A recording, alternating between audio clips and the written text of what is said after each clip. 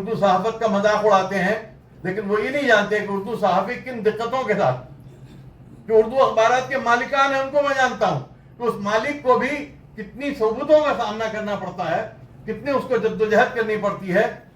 اردو اخبارات میں ایک ایک آدمی جو ہے 4 لوگوں کا کام کرتا ہے، جہاں جو کام دوسری زبانوں میں 4 آدمی کرتے ہیں، اردو اخبارات میں وہ ایک آدمی اکیلے کرتا ہے اور پریشر لیتا ہے.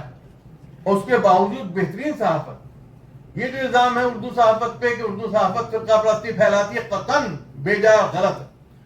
چاہے مولوی محمد باقر تھے جنہوں نے ہندو مسلم سکھ عیسائی دوستی اور محبت اور بھائی چارے کے لیے اپنی قلم کا استعمال کیا، اور اس کے بعد چاہے مولانا ابوالکلام آزاد تھے، مولانا محمد علی جوہر تھے، خود بھگت سنگھ نے جس طرح سے لکھا، اردو صحافیوں نے زیادہ تر. اور جو لاہور کے اخبارات تھے، زمیندار، میرے والد نے زمیندار میں بھی کام کیا تھا لاہور میں، اور 46 میں جب پارٹیشن لگا کہ ہونے والا ہے تب وہاں سے واپس آئے یہاں دلی.